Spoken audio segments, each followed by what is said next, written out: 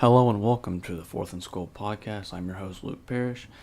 Today we'll be breaking down the new Stephon Diggs extension, as well as some looking into training camp so far, the first full day of padded practice, and jump into some predictions for the 2018 season. Let's jump right into it. This morning, the Vikings announced that they have reached an agreement with Stephon Diggs on a 5-year extension worth up to $81 million. $40 million of that is guaranteed, and it includes a $15 million signing bonus for the 2018 season. That's all according to Adam Schefter from ESPN. With this extension, Diggs is a Viking through 2020-23, and he joins teammates Eric Kendricks and Danielle Hunter, who have been given large extensions this offseason. All three of these guys are now locked up for the foreseeable future. But now the biggest question surrounding this Diggs deal is whether or not Anthony Barr will get an extension. It seems impossible given the cap space, but if they do it correctly, the Vikings can actually work this out and get Barr done as well. With all the contract negotiations taking place, we can't forget that the team just opened up training camp and had their first padded practice yesterday. The Vikings are returning a large portion of the roster from last season, in which they made it to the NFC Championship game, so they have high expectations for 2018. However, the biggest change is obviously at quarterback as Kirk Cousins takes over for Case Keenum, and Cousins has been the talk of the offseason, rightfully so. Granted, it is only training camp. We can't read too much into things, but Cousins has impressed so far both in practice and in meetings. He knows the game very well. And hopefully he has the pieces around him to succeed in 2018. With Washington, he had a solid team. He just never had a run game or quite the defense to kind of build and have a successful career there.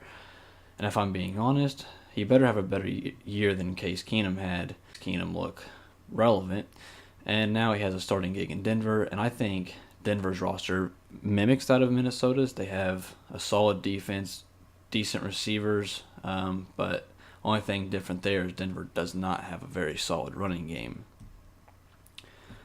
Anyway, there are several players to watch at training camp who are also worthy of mention other than Kirk Cousins. Undrafted free agent cornerback Holton Hill has been very impressive so far. Within a loaded secondary unit, Hill stands out every day in practice. Whether he's breaking up passes or putting in extra reps, he's caught the attention of the staff and his teammates. He has incredible size and can become a star in the NFL if he stays out of trouble, but that's a very big question mark. At Texas, Hill was suspended last November and missed 3 games to end the season for the Longhorns as a result of a violation of team rules. Then in April, he reportedly fainted. Heading into last season, there was potential for Hill to be a first-round pick, but the off-field concerns pushed him out of the draft completely, and he ended up signing as an undrafted free agent in Minnesota. The Vikings are taking a chance on him, and if things pan out, it could be the steal of the offseason. Hill has immersed himself in the Vikings culture and in the locker room. He has looked to teammate Xavier Rhodes for guidance. The two have spent plenty of time on the field together after practice, working on their craft, and Hill wants to be the next great corner in Minnesota. The other guy to stick out early in Minnesota is wide receiver Laquan Treadwell. The former first-round pick hasn't had a great career up to this point, but I think now with Kirk Cousins coming in, he has a chance to kind of break onto the scene and finally get targets. Yesterday in the team's 7-on-7 red zone drill, Treadwell caught a pair of passes for touchdowns, including an incredible catch over Xavier. I think the addition of Kirk Cousins will get Treadwell targets because when watching back some of the games from last year, Case Keenum never really looked towards Treadwell.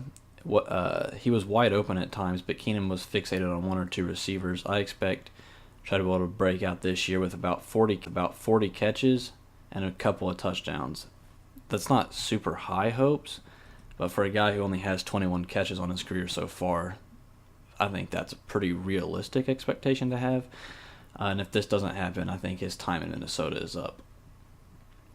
My favorite player to watch in camp right now is undrafted free agent Rock Thomas. Thomas was coveted out of high school. He attended Auburn, but after a lack of playing time, he wound up at Jacksonville State and absolutely dominated his competition. I think he has the potential to fill Jarrett McKinnon's old role and be a third-down running back at the next level. He's currently battling Mike Boone and Mack Brown for the third depth chart. For more about Rock Thomas and other training camp battles, you can check out some of my work over at Last Word on Pro Football or at the Armchair All-Americans.